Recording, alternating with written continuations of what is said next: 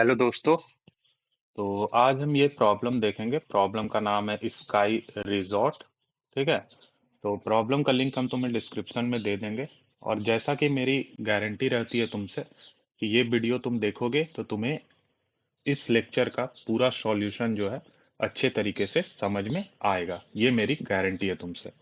तो आओ चलते हैं वन नोट पर और समझते हैं इस प्रॉब्लम को। तो सबसे पहले देख लेते हैं कि इसमें हमें इनपुट में क्या दिया हुआ है। तो इनपुट में हमें तीन इंटीजर दे रखा है एन के क्यू। ठीक है।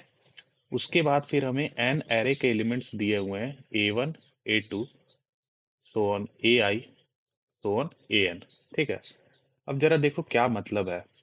ये जो A1 A2 A3 है ना, ये टेम्परेचर है एक रिजॉर्ट का जिसका कि नाम है स्काई रिजॉर्ट। ठीक है। ये A1 A2 टेम्परेचर है हर ith डे का इस रिजॉर्ट का। यानी कि फर्स्ट डे पे जो टेम्परेचर है इस रिजॉर्ट का वो A1 है, सेकंड डे पे A2 है और ith डे पे AI है। ठीक है। ये हमारा टेम्परेचर है रिजॉर्ट का। अब एक मैथ की टीचर है जिनका कि नाम है डीमा। ठीक है। जिनका कि नाम है डीमा। वो वैकेशन प्लान करना चाहती हैं इस रिजॉर्ट में। ठीक है।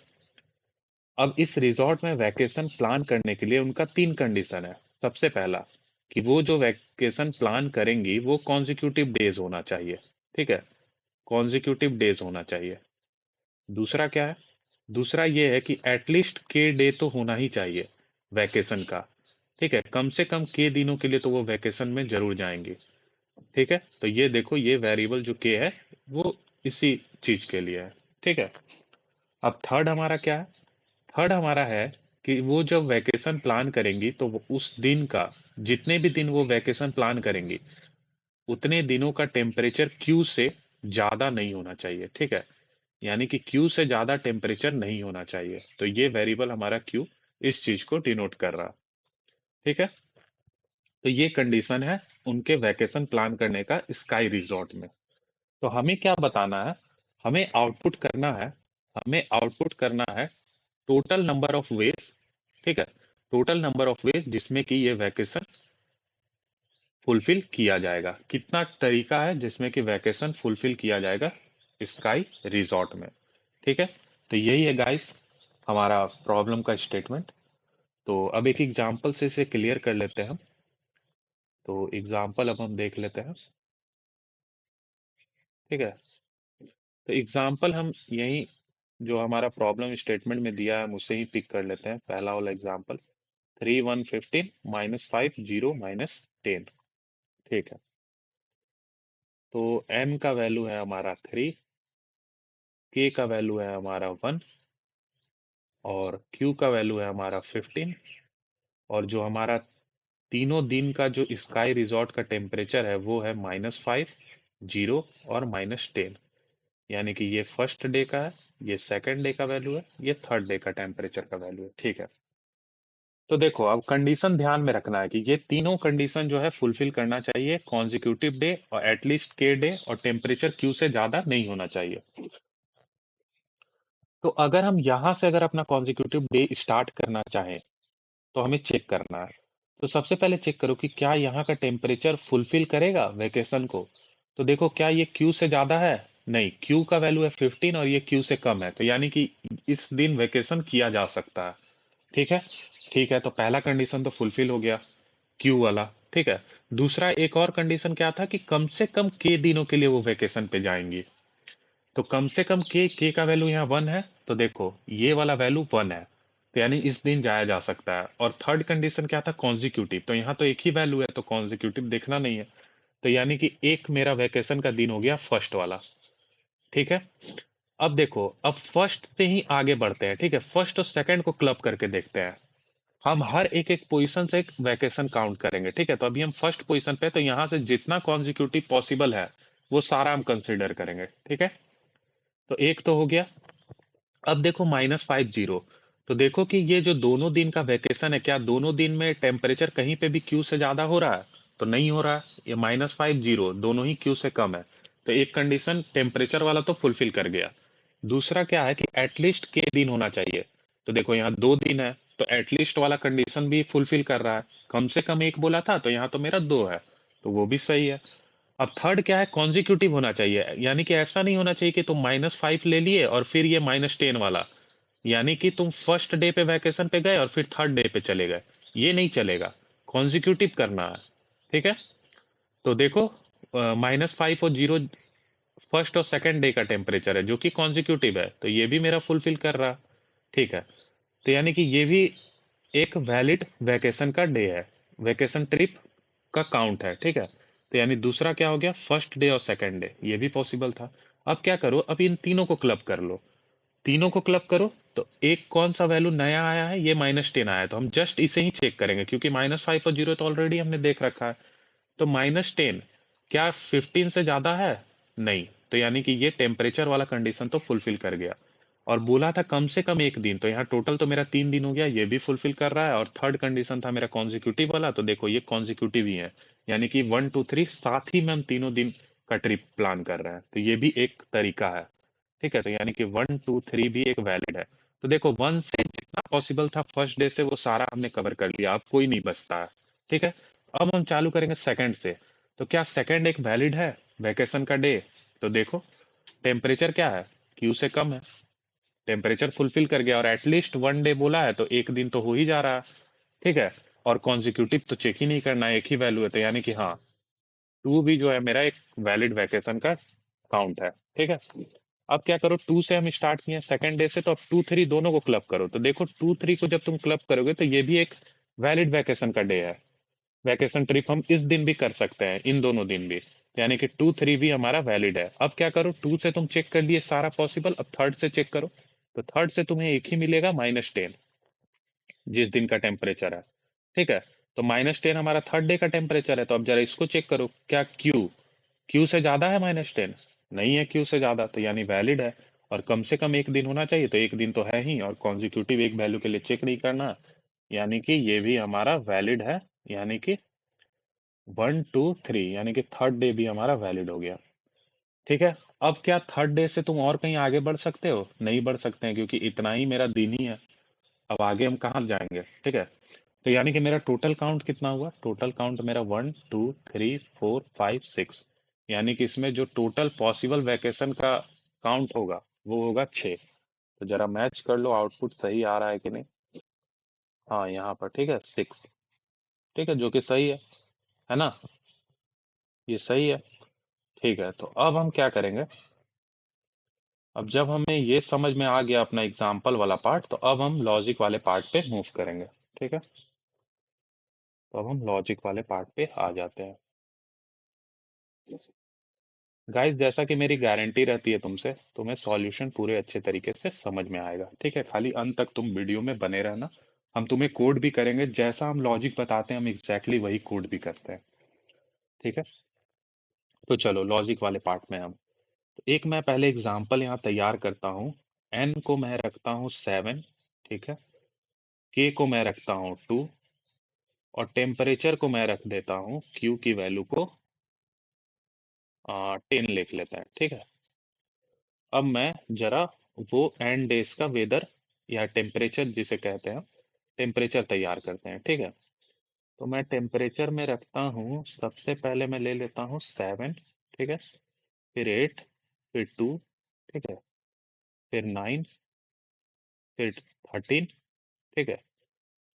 फिर हमारा रहेगा 15, 1 2 3, ठीक है, 1 2 3, और फिर हमारा रहेगा 11, ठीक है। कितना वैल्यू हो गया, वैल्यू तो एक्सीड कर गया है ना, साथ ही हमें लेना है, एक सेकंड, 1 2 3 4 5 6 7 8 9 10, 10 वैल्यू हो गया, तो ठीक है, एन को हम चेंज कर देते हैं 10 से।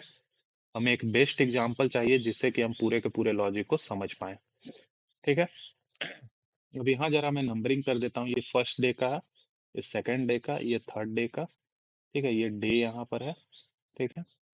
और ये हमारा टेम्परेचर है, ये फोर्थ हो गया, ये फिफ्थ हो गया, सिक्स, सेवेंथ, एट्थ, नाइन्थ, और ये 10, ठीक है। तो ये हो गया हमारा, ठीक है। अब जरा एक चीज चेक करना है हमें, कि वैकेशन कब पॉसिबल है। तो वैकेशन पॉसिबल होने के लिए 3 कंडीशन था हमारा, ठीक है। तो उसमें एक कंडीशन ये था कि टेम्परेचर मेरा क्यू से ज्यादा नहीं होना चाहिए। तो मैं एक काम करूंगा, मैं ये जो टेम्परेचर है ना, इसको 2 वैल्यू में चेंज करूंगा, या तो 0 या तो 1। 1 का मतलब क्या है कि मेरा टेम्परेचर क्यू से लेस देन इक्वल टू है, और जब मेरा टेम्परेचर क्यू से ज्यादा होगा वहां मैं 0 डालूंगा। अब ऐसा करने से क्या फायदा होगा वो तुम्हें थोड़ी देर में समझ में आ जाएगा। ठीक है, तो जरा हम चेक करते हैं। 7, क्या ये क्यू से बड़ा है? नहीं, क्यू 10 है और ये 7 है, तो यहाँ 1 डालना है। क्या 8 क्यू से बड़ा है? नहीं, तो 1 डालो। क्या 2 क्यू से बड़ा है? नहीं, तो 1 डालो। ठीक है। क्या 9 क्यू से बड़ा है? नहीं, तो 1 डालो। क्या 13 क्यू से बड़ा है? हाँ, 13 बड़ा है तो 0 डालो। 15 क्यू से बड़ा है? हाँ, 0 डालो। क्या 1 क्यू से बड़ा है? नहीं। क्या 2 क्यू से बड़ा है? नहीं। क्या 3 क्यू से बड़ा है? नहीं। क्या 11 बड़ा है? हाँ, तो 0 डालो। ठीक है। तो सबसे पहला स्टेप तो मेरा ये रहेगा, ये एरे हमें क्रिएट कर लेना है। ठीक है, 1 और 0 वाला। अब तुम बोलोगे कि इससे हमारा फायदा क्या होगा। इससे हमारा ये फायदा होगा कि अब हमें ये कंडीशन नहीं चेक करना है कि क्यू से ज्यादा टेम्परेचर है कि नहीं है, क्योंकि ये ऑलरेडी हमने यहाँ कवर कर रखा है। जहां वैल्यू 1 है उसका मतलब है कि वो वैलिड वैकेशन का दिन है टेम्परेचर के अनुसार। ठीक है, वैलिड वैकेशन तो तब होगा जब तीनों कंडीशन फुलफिल करेगा। बट टेम्परेचर वाला कंडीशन हमारा क्लियर है कि वो सॉर्ट आउट हो गया है। ठीक है, अगर 1 है तो मतलब सही है। ठीक है, अब देखो हम क्या करेंगे। अब दूसरा कंडीशन क्या था कि कॉन्जिक्यूटिव डेज होना चाहिए, है ना। दूसरा क्या था कि कॉन्जिक्यूटिव डेज में ही वैकेशन होगा। तो अब हम सिंपल सा काम करेंगे। 1 हमारा जब तक मिलते रहेगा तब तक हम एक वेरिएबल रखेंगे। ठीक है, एक वेरिएबल लेट सपोज करो लेन नाम का एक वेरिएबल रख लेते हैं। ठीक है, जो कि इनिशियली 0 रहेगा। अब ये 1 हमें मिलते जाएगा तो हम 1 को लेन में ऐड करते जाएंगे। तो यहाँ 1, तो 1, 2, 3, 4। 4 मिल गया। अब जैसे ही 0 आएगा ना तो हम अपना कुछ काम करेंगे। ठीक है, जैसे ही 0 हिट करेगा हम कुछ काम करेंगे। क्या काम करेंगे? देखो, ये लेन में 4 है। ठीक है, इसका मतलब क्या है कि 4 कॉन्जिक्यूटिव डे मिला है मुझे वैकेशन के लिए, जिसका कि टेम्परेचर फुलफिल कर रहा है, यानी कि क्यू से लेस देन इक्वल टू है। इसका मतलब ये है, मतलब को समझो। ठीक है, ये लेन में जो 4 आया है इसका मतलब ये है कि 4 कॉन्जिक्यूटिव डे है।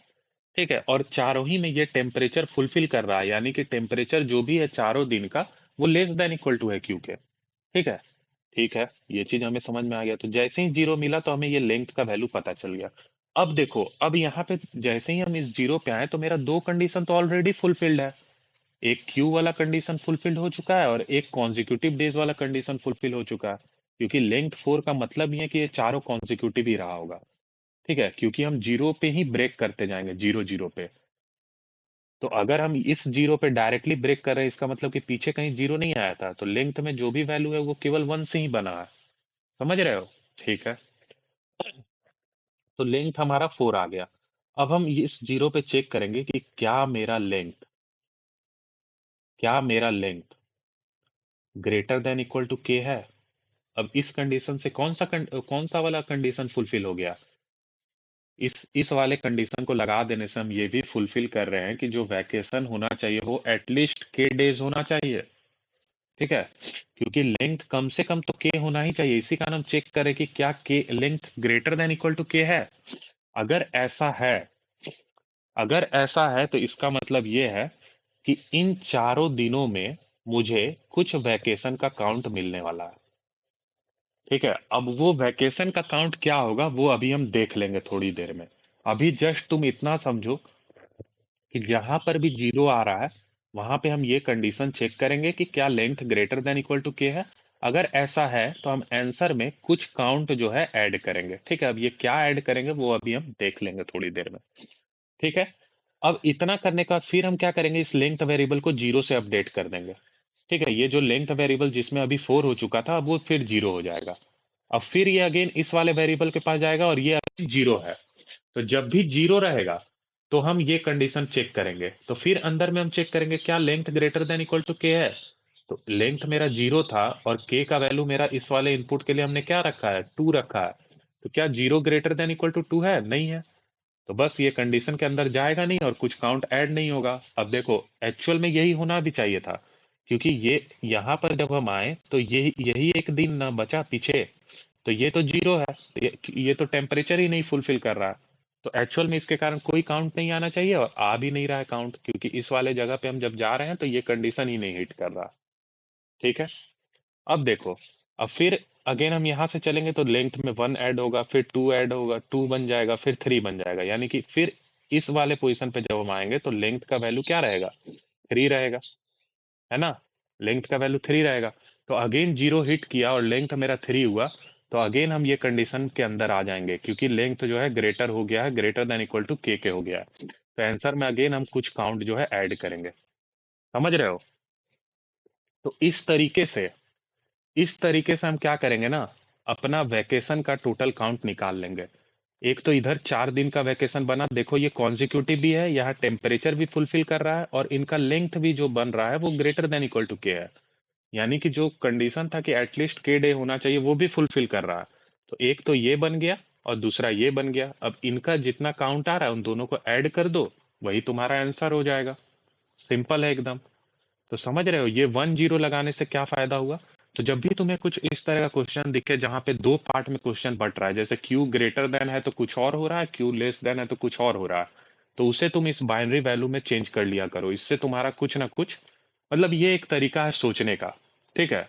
तुम क्वेश्चन को तो हजार तरीकों से बना सकते हो, बट ये भी एक तरीका है। ठीक है, 0 1 में बांट के तुम क्वेश्चन के इम्प्लीमेंटेशन को आसान कर सकते हो। ठीक है। तो ये 0 1 में हमने किया ताकि हमारा ये काम आसान हो जाए। अब ये लेंथ को हम कॉन्जिक्यूटिवली काउंट कर करके अपने आंसर में जितना भी काउंट आ रहा है उनको ऐड करते जाएंगे।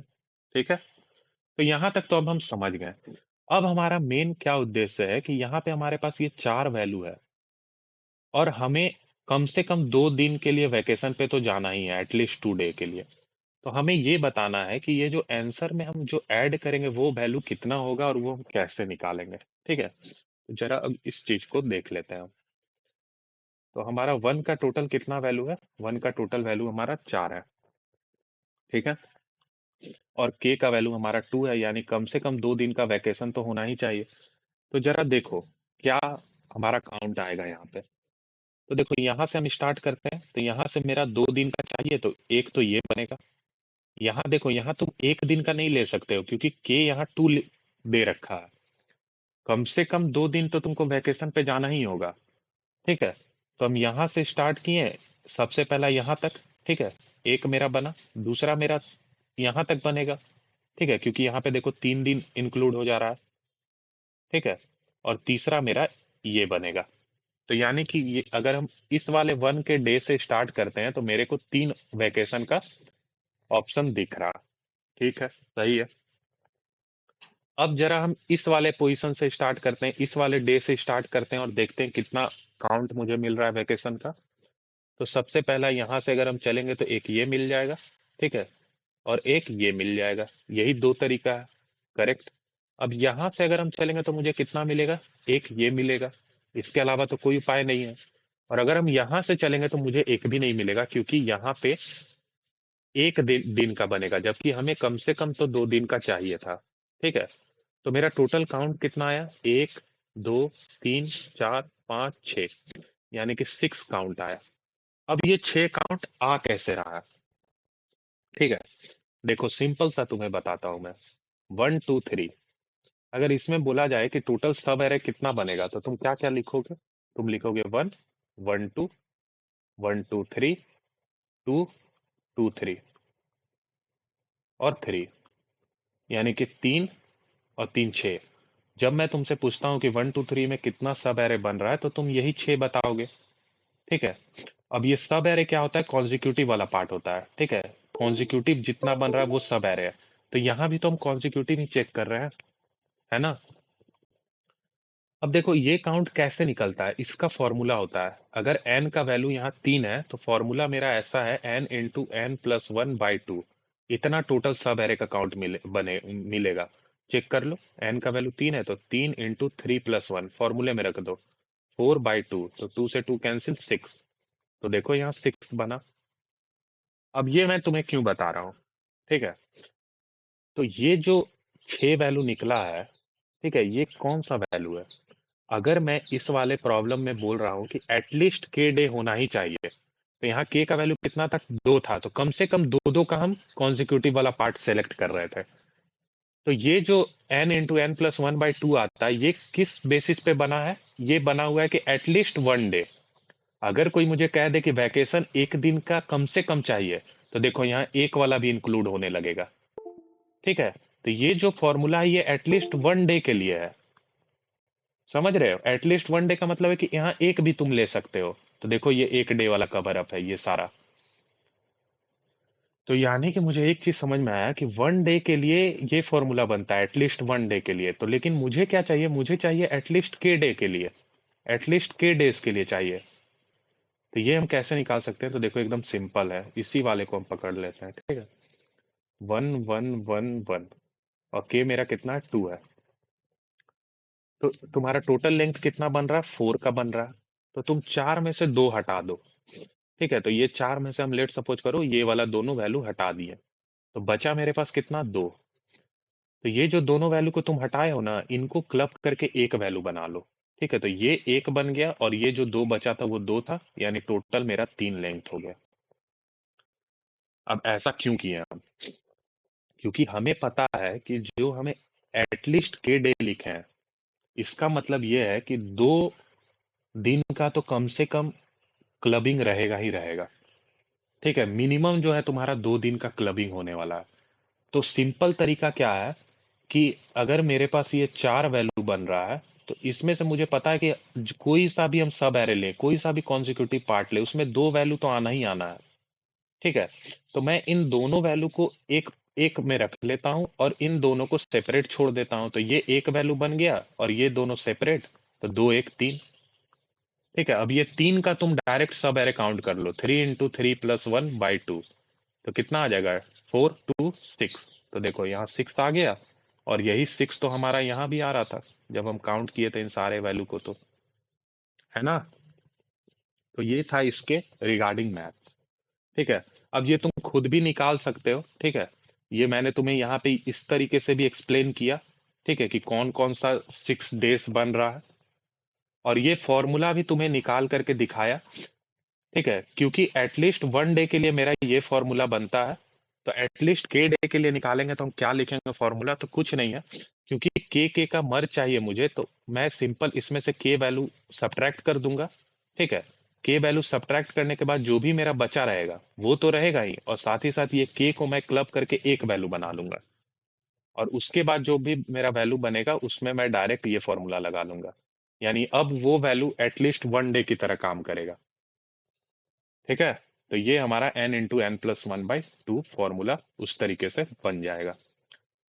ठीक है, अब इस चीज को तुम एक बार ड्राई रन करके भी खुद से भी यहाँ पे चेक कर सकते हो। ठीक है, ये जो मैंने यहाँ करके दिखाया, तुम्हें यही वैल्यू मिलने वाला है।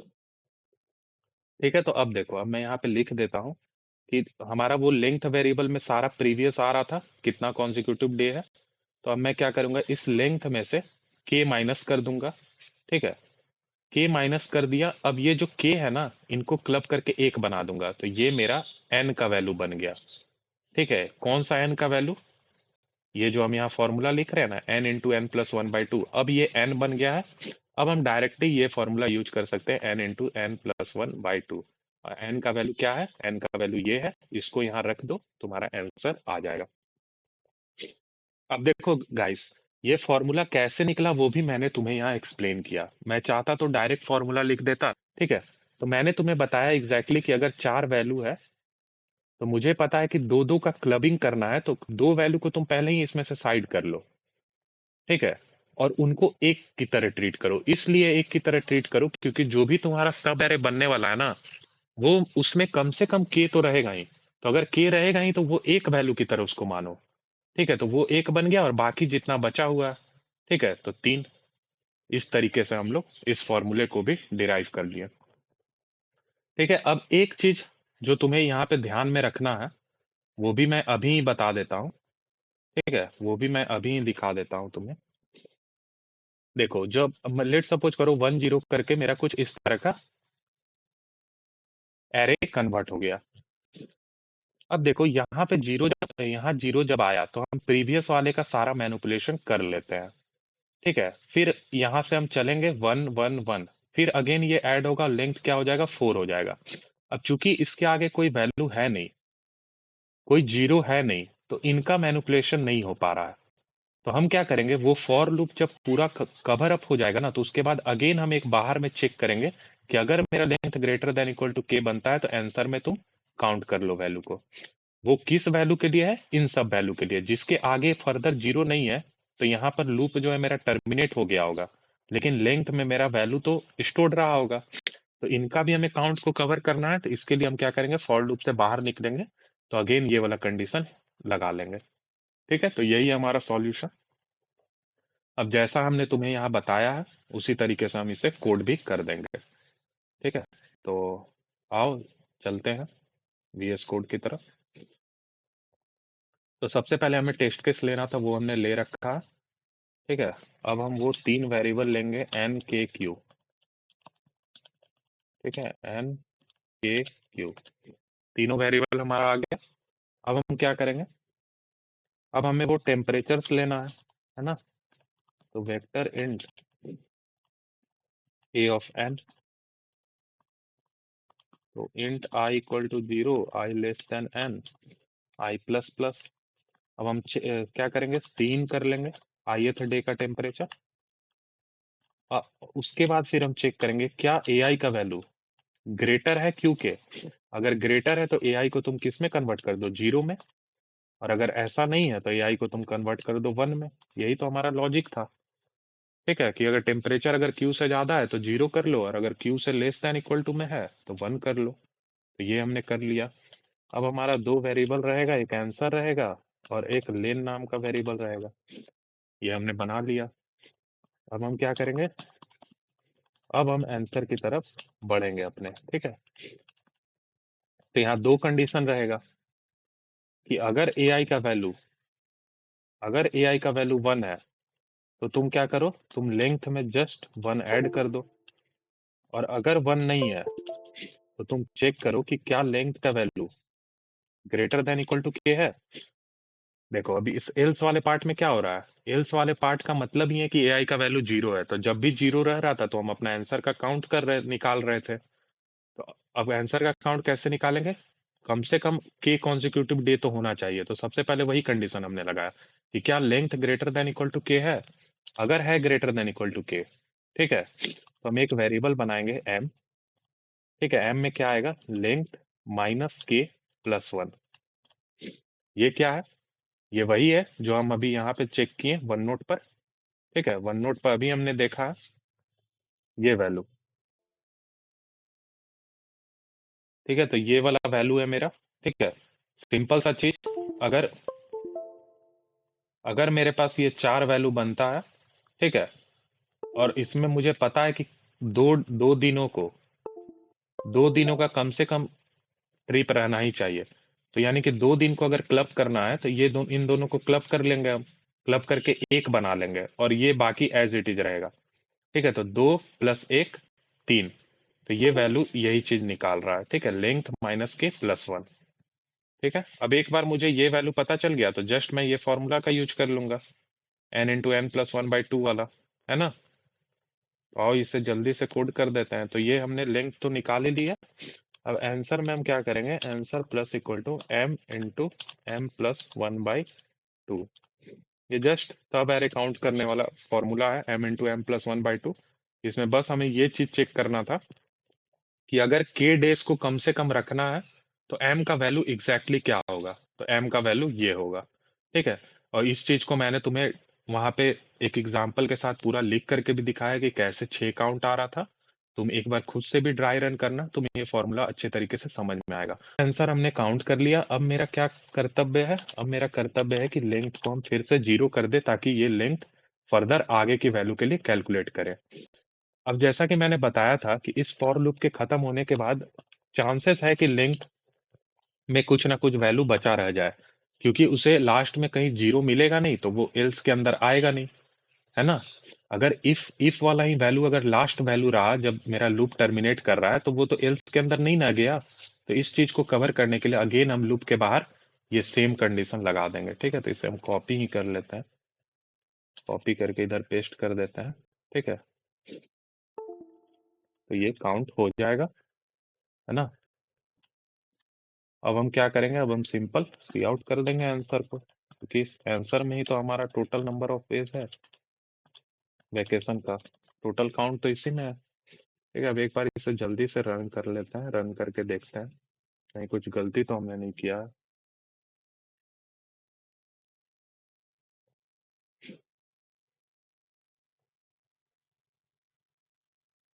ठीक है, गिवन टेस्ट केस तो पास कर गया है, एक बार सबमिट कर लेते हैं।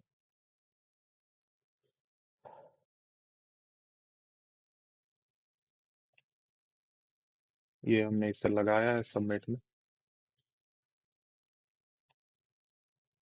टेस्ट केस रनिंग,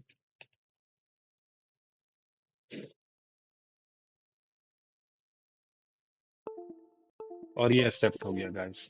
ठीक है, तो तुम देख सकते हो ये प्रॉब्लम भी हमारा सॉल्व हो चुका है। ठीक है, अब इसकी टाइम कॉम्प्लेक्सिटी और स्पेस कॉम्प्लेक्सिटी देखोगे तो वो काफी आसान है। स्पेस हमने वेक्टर डिक्लेयर कर रखा है एन साइज का, तो स्पेस तो बिग ऑफ एन हो जाएगा। और टाइम कॉम्प्लेक्सिटी अगर तुम देखोगे तो ये हमने फॉर लूप लगा रखा है जो कि एन टाइम्स एग्जीक्यूट हो रहा है। ठीक है, तो टाइम कॉम्प्लेक्सिटी भी बिग ऑफ एन हो जाएगा, यानी कि टाइम कॉम्प्लेक्सिटी और स्पेस कॉम्प्लेक्सिटी दोनों ही बिग ऑफ एन है फॉर ईच टेस्ट केस। ठीक है, क्योंकि हर टेस्ट केस के लिए ये सॉल्व फंक्शन कॉल होगा, है ना। ठीक है गाइस, तो तुम्हारा अगर कुछ भी डाउट रह गया तो तुम कमेंट करना। So thank you guys.